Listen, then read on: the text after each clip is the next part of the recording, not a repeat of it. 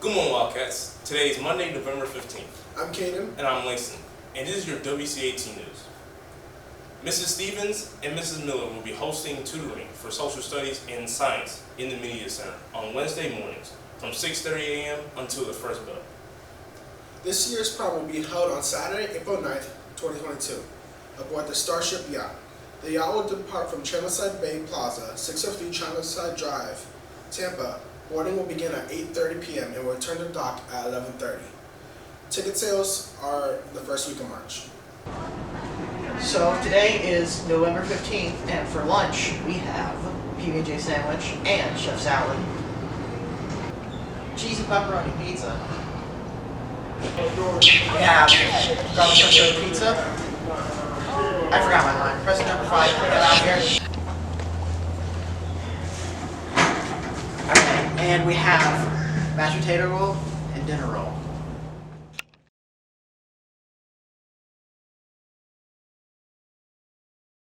Seniors, the deadline is approaching. The last day to order senior t-shirts or hoodies is Friday, November 19th. T-shirts are $15 and hoodies are $25. You can add your name for $6 extra. See Mrs. Johnson in room 419 before or after school to order. Students are not allowed to order food deliveries such as DoorDash, Grubhub, or Uber Eats to be delivered to campus. If students have food delivered, it will be confiscated and given to them at the end of the day. Good morning, Wildcats. Today we have a girls soccer game versus Zephyr Hills at home at 6 and 7:30. Also tomorrow we have a boys soccer game versus Brewster Barlow at 7 o'clock.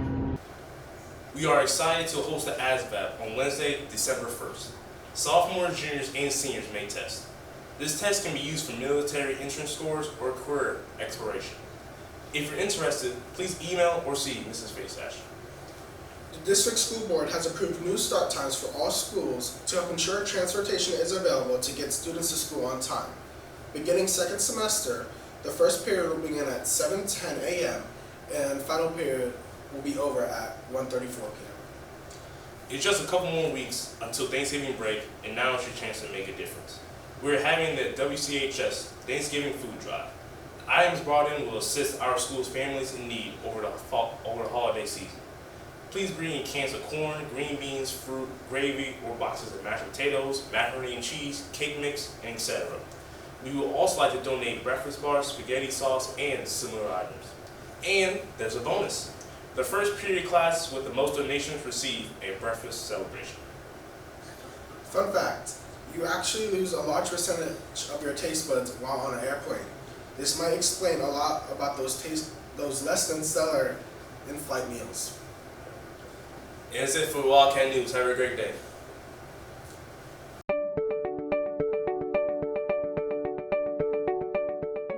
Good morning, it's your school counselor team again. Miss Taylor.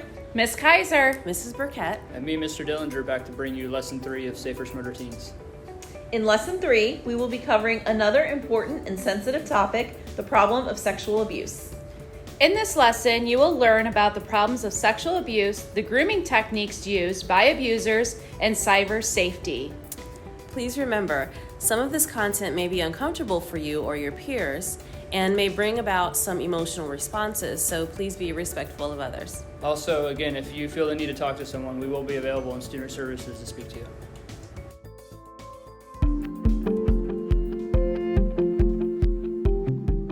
It is so commonplace in their lives. And that is a real danger, is that children today, and by children I mean those who are very young and those who are young adults in high school and middle school, are failing to recognize the difference between positive and negative behavior because of what they see every single day around them. He isolated me from my friends and my family. He's my uncle, a family member, and someone that's supposed to protect you and not hurt you, but instead, he did all the wrong things.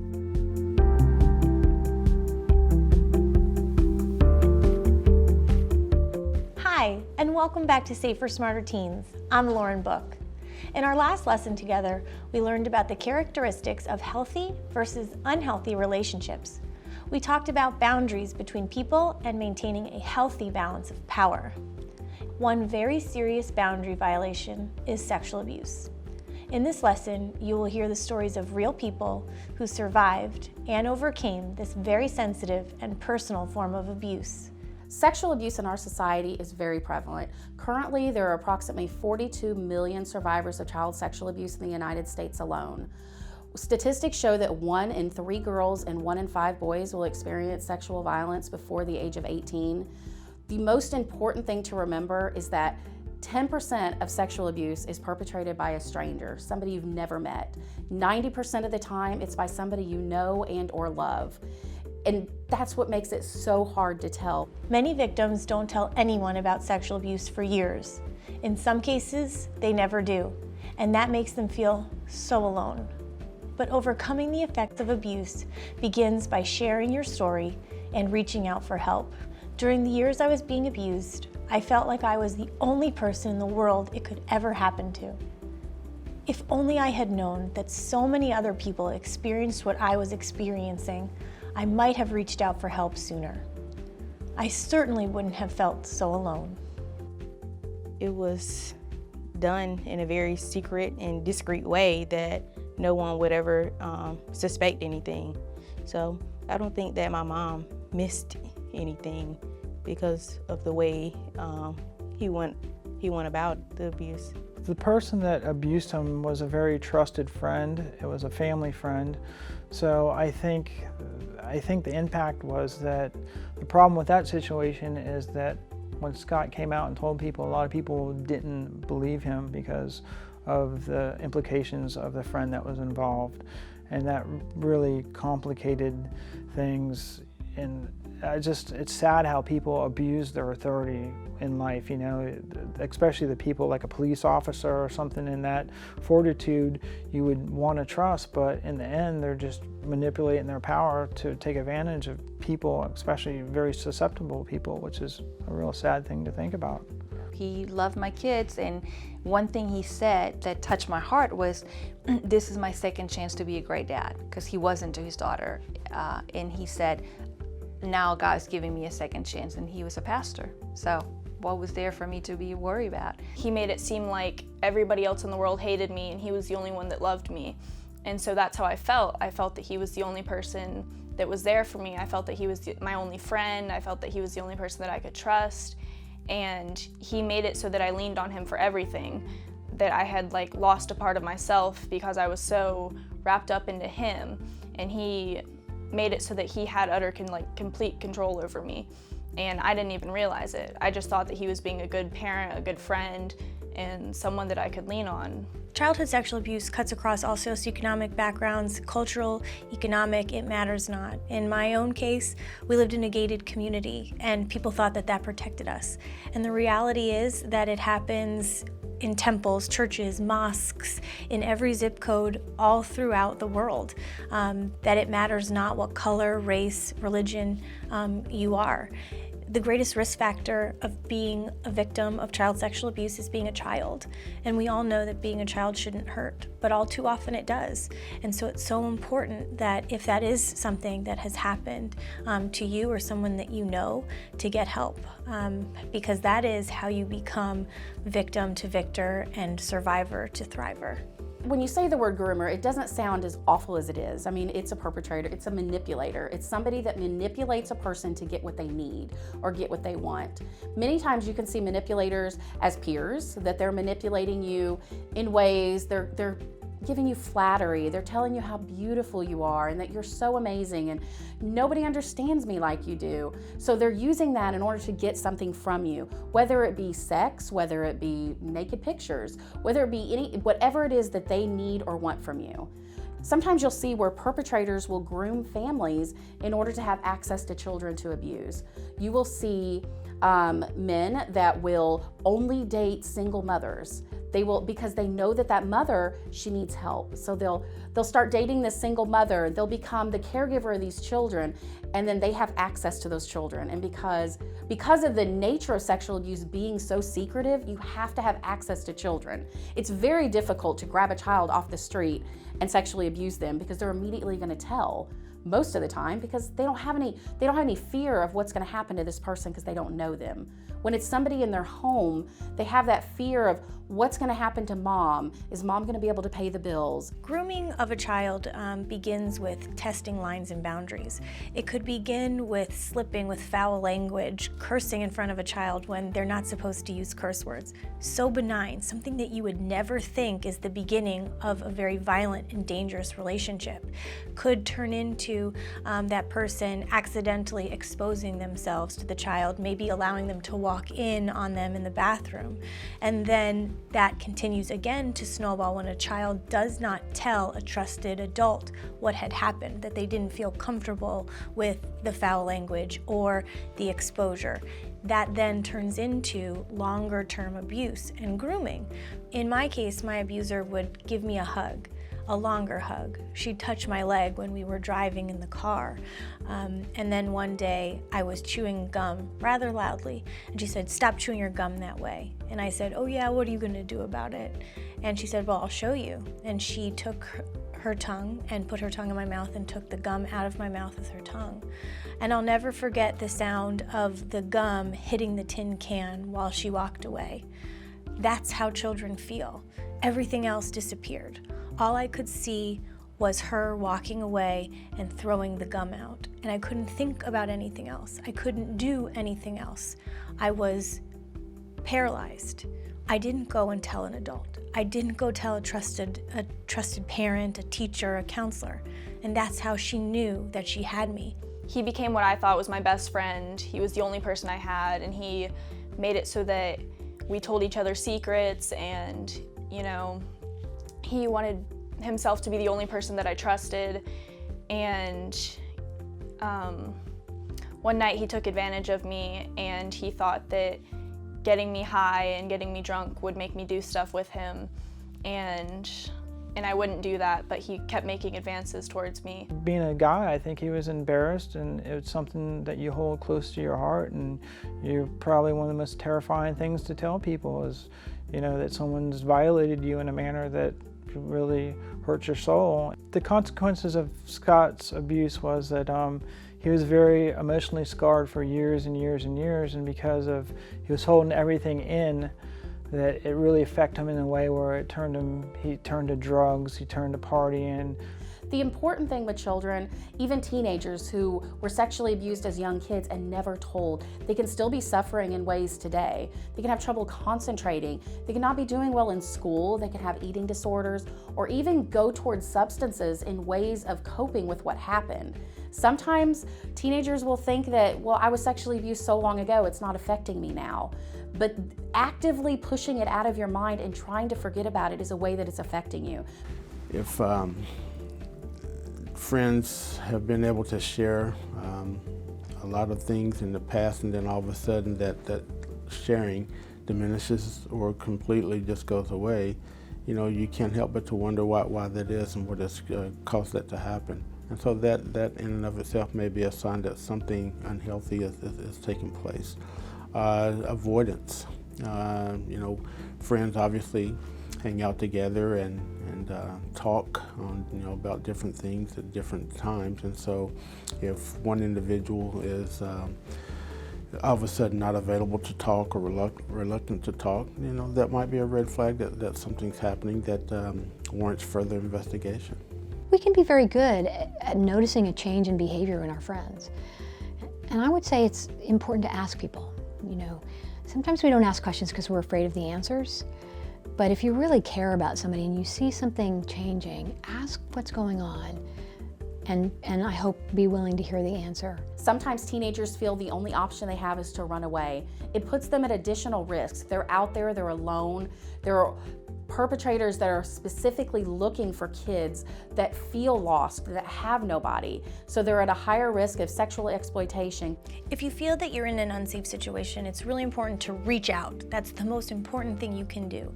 Sometimes it feels really scary to reach out to somebody in law enforcement or to call a police officer. And so if you feel comfortable with a friend, a best friend, maybe there's a coach that you really identify with and can share things with. Maybe there's there's a mentor at a club that you're in at school, or a teacher that you really like. Sometimes it's better, I've found, for students or for young people to write or text, and so you can get it out in that way. However that feels safe for you, do that. Whether it's a peer, a teacher, a coach, a mentor, reach out. Write it down, say it out loud, record it, and put it in their mailbox. Any way that you can do it, that it's easy and safe for you, reach out, access help so that you can stay safe and be safe. They will say, no one will believe you if you tell them. Well, that's really not true. People are more and more willing than they ever were before to believe you when you tell them that you've been sexually abused. So tell them. Find someone who you really believe is a good person who you think is going to listen to you, and tell them. And if that person doesn't believe you, because it is a hard thing for people to believe, tell someone else. Tell until somebody believes you. You don't have to live with it by yourself. And if you can't find a person that you know, pick up the phone and call your local rape crisis center. You don't have to tell them who you are. All those calls are anonymous. They don't have caller ID. Call and talk through it with somebody so you're not alone. I think it was very important to finally tell someone, and especially my mom. It was a huge weight that was lifted off my shoulders. I was able to finally get a good night's rest. I don't think I've ever slept that well as the night I did when I first heard my mom. Just being at peace, having a peace of mind, and to no longer hold someone else's secret, and a secret as big as the one that I held for so long. If you've been a victim of sexual abuse, you need to know that you are not alone and that it's not your fault. You can go on to become a thriving survivor. It takes courage to get out of an unsafe situation, but there are people who can help you. You can talk to a guidance counselor, a teacher, a family member, or any trusted adult. Healing begins when you tell someone your story.